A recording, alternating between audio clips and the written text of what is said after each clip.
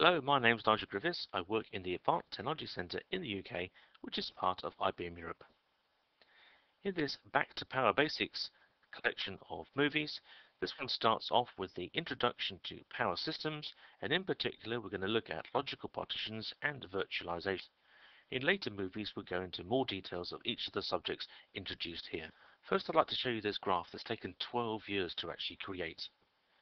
I've taken the fastest machine available in the power range of computers for the past 12 years. You can see the dates along the bottom here.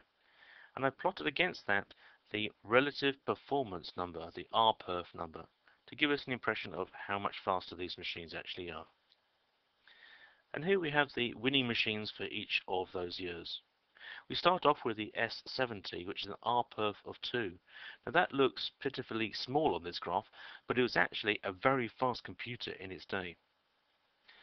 Then we run up through the Power 4, Power 5, and now the Power 6 machines. And the Power 6 595 this year is rated at 550 RPerfs. We can see this is an enormous growth in the power of these computers. This performance growth is actually 260 times over this 12 years, which is quite impressive. Now let me explain the color coding on this graph. The initial 4 years were based on a machine based on this Power RS-64 chip, and the computer ran as a single image, a single operating system running one or more workloads. But in 2001 we introduced the Power 4 based machines. This gave us the logical partition technology, and shortly afterwards the dynamic logical partitions, where we could change these logical partitions with the operating systems still running. In 2005 Power 5 was introduced, and this added 2 more technologies: shared processor partitions, where we could allocate a logical partition less than a whole CPU, and we had the virtual I/O server. Now these 4 technologies we're going to look at a little bit more detail in this movie, and we'll go into a lot more detail in other movies. In 2007 and 2008 the Power 6 based machines were introduced, again with even more technology for virtualization. These topics are covered in other movies, so I recommend you look at those other movies for Power 6 and AIX6 technology. Let's have a quick look at the current Power 6 range, as there's an important point I want to make in a moment. At the low end we have the blades, the JS12 and 22. They fit into the IBM Blade Center. We can have 14 of these in a particular Blade Center. Then we have the entry machines. These are either desk side or they can go into a 19-inch rack, the 520 and the 550. They can also have extra I/O drawers to provide extra adapters. In the mid-range we have the 570 machine. Again, it can have extra I/O drawers for more adapters. And at the enterprise level we have the 24-inch rack machines, the 595 and the 575. If we look at how many cores or CPUs these can hold, in blades it's between 2 and 4.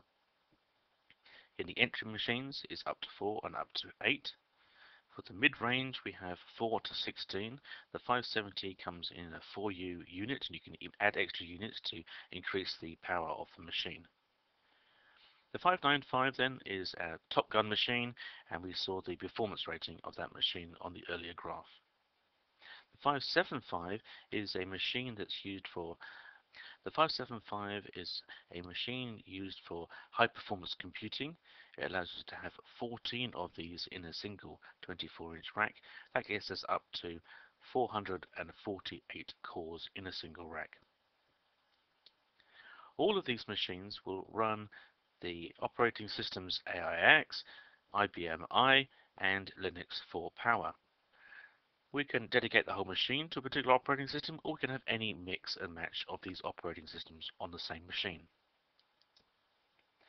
The important point is, though, that we're running the same Power 6 chips from the bottom end to the top end of these machines.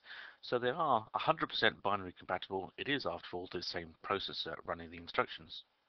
The Power 6 processor itself has a lot of mainframe inspired reliability built into the actual processor, And it also supports the virtualization, as they also have the same hypervisor technology in all machines. Now, the important point to note when we're looking at controlling our machines is that these mid-range and enterprise machines must come with something called a HMC, the Hardware Management Console. We'll look at this in more detail in a second. The entry-level machines can either be controlled by this HMC, or on as an alternative we can use this IVM, Integrated Virtualization Manager. This provides the HMC functions in the first logical partition inside the actual machine. For the blades, we have the options of either IVM or no virtualization, so we just run the 2 or 4 CPUs as a single machine. The entry machines can also run in this mode. The HMC is purchased from IBM as a single-purpose dedicated appliance. In physical terms, it's either a desktop PC or an x86 server that you put into a rack. You either log on to the console and use it that way, or from a browser you can get to it and see exactly the same console. It runs a network to the service processors in the back of every single one of the machines. In the larger machines, there's 2 service processors for redundancy. This network is not to be used for any other purpose. A single HMC can be connected to up to 32 different machines. And it's quite common to have a pair of them so that we can do repair or fixing at one particular HMC and we can use the other one in the meantime. The HMCs actually will talk to each other and they'll remain in sync. The HMC is used for machine level functions like powering on and off the PowerBasics based machines. It can be used to update the firmware inside the machine. It monitors and reports problems on the main machines. In fact, it's the HMC that will dial back to IBM and inform IBM of any problems on the machine so we can action and engineer to bring a replacement part as soon as possible. When the CE arrives, they will also use the HMC to direct the service repair, get instructions from it, and to switch the machine into particular modes of operation so that they can withdraw hardware. Once the PowerBasics machine is up, we can do things like controlling our logical partitions, creating them, allocating resources to them, starting and stopping logical partitions, and dynamically changing them as the operating systems are actually running. Now let's look at these 4 technologies in the order in which they were introduced. Logical partitions came in with Power 4. This allows us to take a large machine and with the HMC request that it is broken up into several pieces and each of those runs as a separate machine with its own operating systems, applications and resources. We can allocate a whole CPU to a logical partition, a piece of memory in a fairly small size. The actual size depends on how much memory is actually in the machine. And we can allocate particular I/O or adapter slots. Each of the resources can be independently allocated, so we can say we want 3 CPUs and half of the memory in the machine and these 10 slots over here. We don't have any tying between the hardware resources. In fact, when we say we want 10 CPUs, the hypervisor will actually decide which 10 CPUs we're actually allocated. We just say how many and the hypervisor works out the details. And in these early days we could run AIX or Linux for power. Slightly later we introduced dynamic logical partitions. This is the moving of resources between logical partitions while they are actually running. So we don't have any outage when we want to make a change. This actually happens very rapidly. For CPUs it's just a couple of seconds. For memory it takes a little bit longer if we have to take the memory out of a running logical partition, as we have to give it time to page out that memory. For example here, perhaps our production machine is going through a large peak in workload, and so we could move 2 of the CPUs from logical partition 4 to it, maybe a couple of gigabytes of memory from logical partition 2, and we could move a couple of Ethernet adapters from logical partition 3. Bring those online into logical partition 1, let it work through this particular peak, and then we can move them back. Now in 2005, the Power 5 processor arrived with some exciting new technology.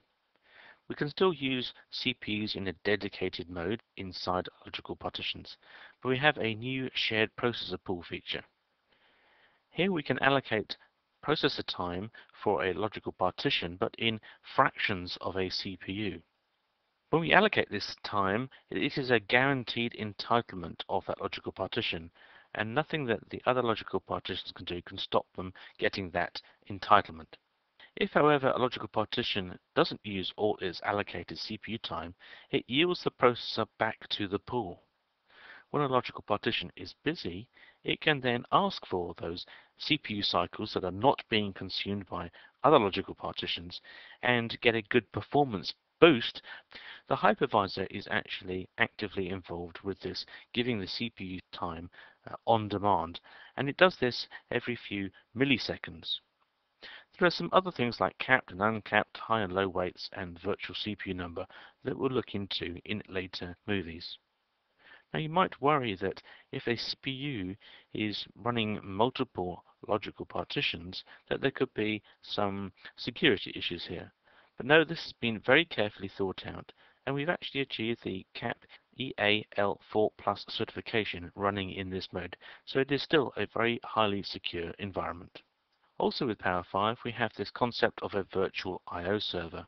We can still allocate I/O slots to particular logical partitions, but we have an extra feature here with the virtual I/O server, so we can give the virtual I/O server as a logical partition particular adapters, but it can then make those available to logical partitions in a virtual mode. The communication is actually over memory inside the machine, so it's super quick. But it means that we no longer have to buy adapters for small partitions. We can share the adapters in the virtual I/O server. This greatly reduces the cost of our machine, and the setup time is also reduced because we can just allocate virtual resources without having to buy and plug in and configure real adapters, and this makes the machine very much more flexible. And finally, when the Power 6 systems were introduced, there's even more virtualization and logical partition technology. There's a list of some of them here. Many of these already have a movie covering them in detail, and probably some more movies to come.